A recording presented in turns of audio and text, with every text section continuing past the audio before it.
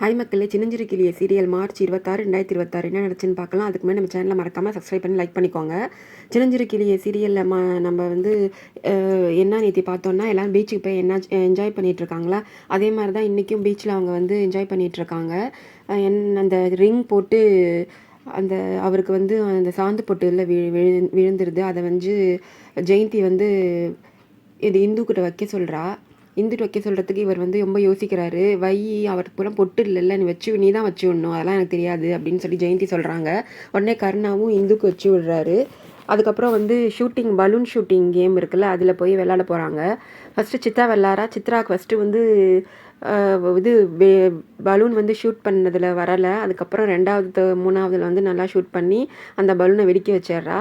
அடுத்தது வந்து ஜெயந்தி விளாட்றாங்க. ஜெயந்திக்கு வந்து ஃபஸ்ட்டு 2 தடவை விழவே இல்லை, 3வது தடவை தான் வந்து ஷூட் பண்ணுறாங்க. 3வதாக வந்து இவங்க இப்போ விளாட்றாங்க இந்து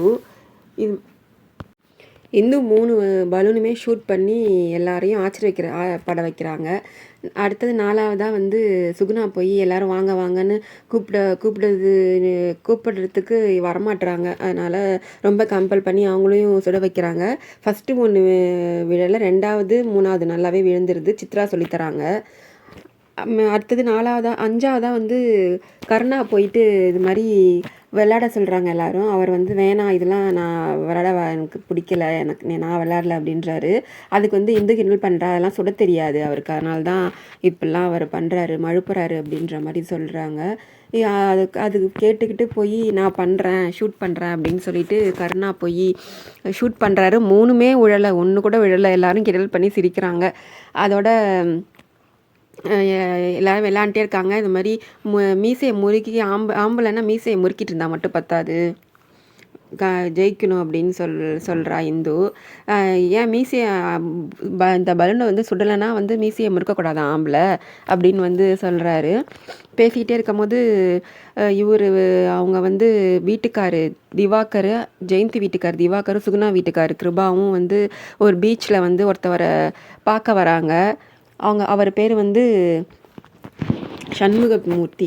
அது மாதிரி வந்து இது ஏன் வந்து வந்திருக்காங்கன்னா, இவங்க அப்பாவோட 2வது பொண்டாட்டியோட பையனை வந்து தேடி கண்டுபிடிக்க சொல்லியிருப்பார். அவளை கொல்லணும், அவங்க அப்பாவோட சொத்தெல்லாம் வந்து அவங்களும் பங்கு கேட்க வந்துடக்கூடாது அப்படின்னு சொல்லி கிருபாவோட அப்பா இருக்கார்ல, அவருக்கு வந்து 2வது பொண்டாட்டி இருக்காங்க. அவங்கள வந்து இவங்க உயிரோட சின்ன வயசுலேயே கொன்று இருப்பாங்க.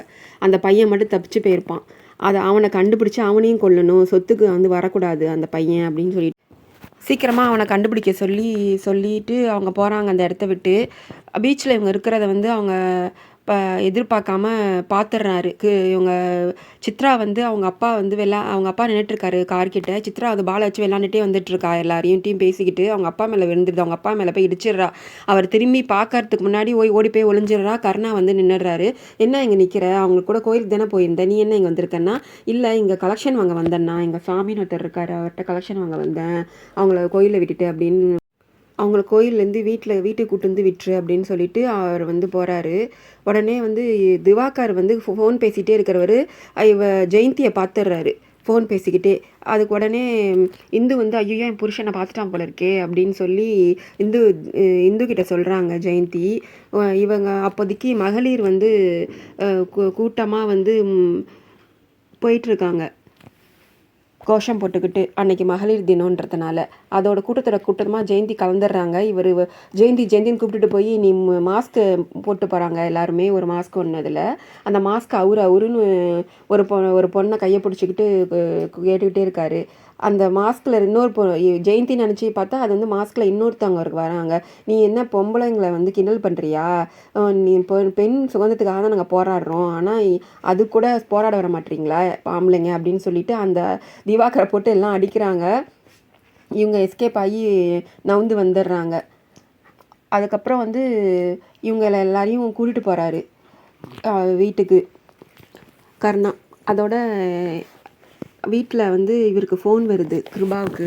இது மாதிரி யாருன்னே பேர் சொல்லாமல் ஃபோன் பண்ணி ஒருத்தர் சொல்கிறாரு, இது மாதிரி நீங்களே மகளிர் தினத்துக்காக ஒரு போட்டியை வச்சு நீங்களே வந்து உங்கள் வீட்டில் உள்ளவங்களும் ஜெயிப்ப வைப்பீங்களா, இதெல்லாம் அசிங்கமாக இல்லையா அப்படின்னு வந்து ஒருத்தர் பேரே சொல்லாமல் கிருபா கிட்ட கேட்டு சண்டை போடுறாரு. அதோட அந்த யார்டா நீனு தைரியம் தான் நேரில் வாடான்னு சொல்லி ஃபோனை கட் பண்ணிடுறாரு.